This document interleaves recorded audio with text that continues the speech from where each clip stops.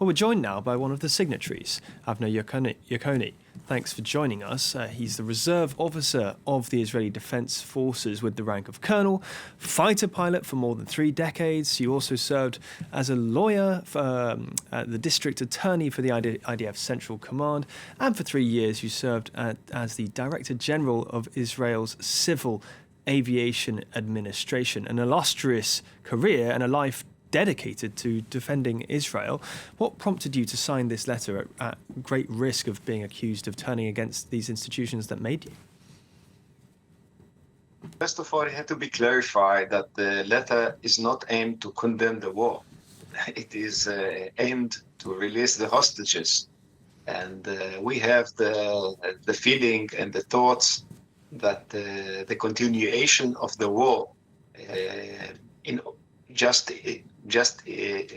despite, or let's put it in another way, instead of bringing back the hostages, is based or due to only political reasons, so mainly on political reasons. So the aim of the letter, you cannot read Hebrew, but it says bring back the hostages and not stop the war, but bring back the hostages, even if we have to stop the war. And that's the aim, and it's aimed not to the Israeli army, but it is aimed to Israeli Prime Minister Benjamin Netanyahu, who is leading this line of or this strategy. I don't know how to call it, to continue the war forever due to political reasons. Now, we are not against. I think that after the 7th of October. We should defeat Hamas, totally defeat it, but not in this way. Obviously, the political establishment in Israel, and presumably parts of the military as well, do see it as an effective condemnation of the war, because Netanyahu's called you a noisy, anarchistic, disconnected group of pensioners and weeds trying to weaken Israel. How does that make you feel? In my opinion, Netanyahu is a liar. So I don't really, I don't want to respond to his words. Nothing between the truth and those words. And matter of fact, now during the last 24 hours, so many entities in Israel with other reservists of other units and thousands of civilians are joining and supporting this letter. And according to all the analysis, 70 to 75% of the Israeli people, civilians, supporting this letter. So Netanyahu can say whatever he likes, but in order to understand this letter and in order to deeply understand this interview, we have to really dive into the political situation in Israel now, by which a prime minister who was elected in democratic elections, using the democracy in order to create sort of dictatorship, like happened in Hungary, Poland, and other countries, even in the past. So this is the situation now in Israel.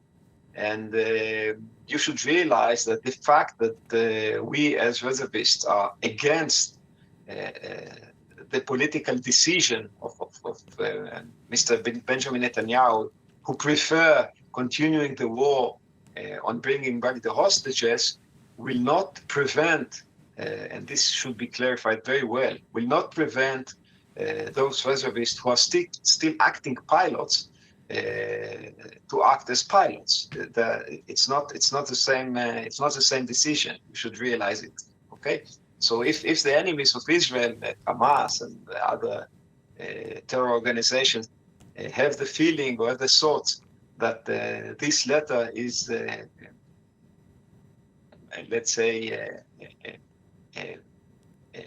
diminish or hurting the Israeli power, this is not the way. It's another letter. It's not this one. Now, as you alluded to there, the latest I've got is 250 reservists from the 8200 intelligence unit signing their own letter, 150 ex-Navy officers and reservist doctors also signing letters. So do you really get the sense that this movement behind your message is growing? Yes, and I think that we are now in a sort of Greek tragedy, because now the commander of the Israeli army has to decide what will he do with other protesters who are also reservists of other units. He cannot throw them all out of the army, because then the Israeli defense forces will be weakened very significantly. So now now it's Saturday in Israel, which is like Sunday in France, and tomorrow we have a holiday.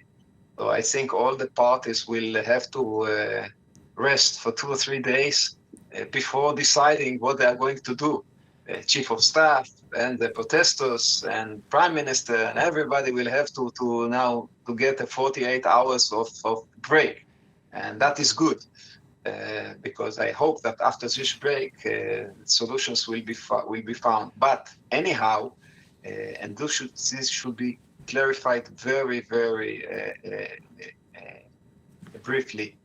The bringing back the hostages is, I think, it's the most moral and even holy mission should be the holy mission of the Israeli Prime Minister.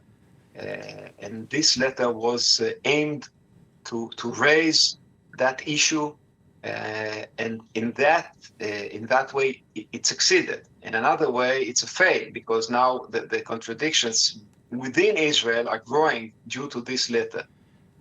But we'll have to solve it, and the hostages should be back home immediately, or as soon as possible, because Israel can fight the Hamas in a month or 2 months or 3 months, but those hostages, we are not sure they will be alive in 2 or 3 months. And therefore, when you set the order of things, and that is the main issue of the letter, when you set the order of things, bringing back the hostages should be on first priority, not on second priority. And this is the only, let's say, the only message, or the only, or the most important part. And this is also the headline of this letter, by the way: bring back the hostages, not stop the war. And this should be realized quite well. And another issue that should be realized, and this is understood very well by pilots and also retired pilots. It's very difficult to fight an enemy, and this is very easy to understand. It's very difficult to find an enemy who hold your hostages. You cannot bomb him. You cannot do whatever you need to do in order to defeat him. And therefore, even logically, the order should be bring back the hostages and then fight the Hamas, and not fight the Hamas while you hold the hostages. It risks the hostages and it prevents you from winning it. So even logically, this should be the order of things. But the political situation now drives Prime Minister Benjamin Netanyahu to abandon the hostages. But fundamentally, the difference here is that you're saying that the war does not need to continue for those hostages to continue to be released as they had done. That's the difference between what you and the government are saying. Now, as a former fighter pilot, what must it be like for now who, your colleagues on active duty, who you might know are thinking the same thing as you, but have to carry out the same orders that they're given on Gaza? Now, I didn't really understand the question. Current fighter pilots having to go into Gaza and continue the war, who might be sympathetic to your view that it's better to stop it to release the hostages, what must be going through their heads right now? Look, I served as fighter pilots for 35 years, 30 of which were as reservists. This is the way, by the way, this is the way the Israeli Air Force operates. It's not like other countries. Most of the pilots in Israeli Air Force are reservists. They're doing 1 or 2 days a week, in the squadron, and then they continue on with the civilian life. For example, I'm a lawyer. I run my office for 20 years and serve as fighter pilot at the same time, 2 days a week. So now to your question, I served as fighter pilots within 35 years, 30 of which as reservist, and most of the years I was against the political regime of Israel. But there is a big gap between not accepting or not agree with Israeli political line and not to order and not to act according to the order you get from your commander in the Air Force. It's a big gap between those two. You object orders only when they are illegal. Then this is the only time you object orders, when it's illegal. But at the moment, the issue is not whether bombing Gaza or Lebanon is illegal or legal. I think it's legal. The point is the political situation, and this is a different issue. And therefore, if to summarize the answer, it doesn't really matter what is my political attitude. It matters whether the order is legal or illegal, and it's a totally different field. I'm a lawyer, so maybe it's very easy for me to divide between those two. So fundamentally, you're saying that we need a new leader in Israel in order for the hostages to be released. I'm afraid that is the situation. Now, of course, the IDF anyone serving or reservist are forbidden from talking politics, simply put. And as you say, if the war is legal, then is the government not justified in some way by saying, or is the IDF not justified in firing these active duty reservists who have signed this letter? No, it is not. We have to be more precise. It is forbidden for Israelis to protest against the government while they are in service, wear uniform. It is not. It is not illegal to do it while you are not in service and not wearing a uniform. So we all those who signed this letter, they are all civilians. Part of them might be called to service in days or months, but all of them are civilians. It's not military people.